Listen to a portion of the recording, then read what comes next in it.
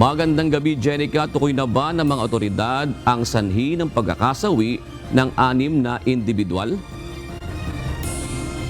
Magandang gabi, June. Tukoy na nga ng mga otoridad ang pagkakasawi nga ng 6 na katao nga dito sa Antipolo City. Ang 3 dito ay dahil sa landslide at ang 3 naman dito ay dahil nga sa nalunod. Bagamat walang tigil nga ang pagulan nga dito na nararanasan sa lalawigan nga ng Rizal itong maghapon na ito, hindi ito naging hadlang para ipagpatuloy ang ginagawang search and rescue matapos ang nangyaring landslide kaninang umaga sa sitio Pari Hinapaw, Barangay San Jose, Antipolo City. Na-recover ng Antipolo CDRMO ang 3 bangkay matapos matabunan ito ng lupa. Kabilang sa nasawi ang 27 buntis,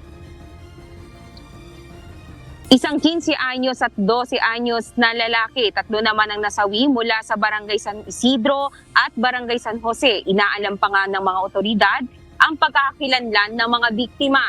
Sa video ni Franz Quiñones, makikita na buhat ang lalaki upang isakay sa sasakyan at madala sa ospital.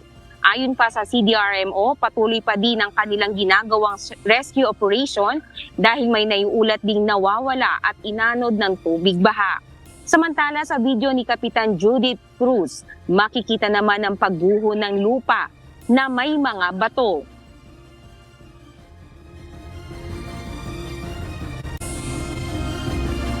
Sa pilitang pinalilikas na ang ilang mga residente sa Barangay San Rafael na nakatira sa danger zone. Samantala sa Teresa Rizal naman ay makikita sa mga video na hanggang leeg na ang tubig baha sa subdivision ng Cariza 1. Bukod dito, nasira na din ang hanging bridge na tinatawiran naman ng mga residente sa Barangay Prinza.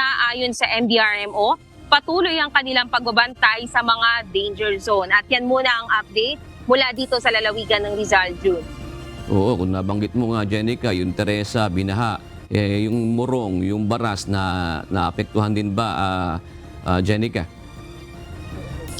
June, ayon nga sa ulat din ng ilang mga MDRMO kagaya dito sa Pililya, meron din tayong mga nakapanayam nga doon na lagpas tao na ang tubig baha sa kanilang lugar. Kaya naman ang ilang mga MDRMO natin hanggang sa mga oras na ito ay patuloy pa rin ang ginagawa nilang pagre-rescue dahil biglaan ang pagtaas nga ng tubig nga dito sa lalawigan ng Rizal na hindi talaga inaasahan. Alright, maraming salamat, Jenica Cruz.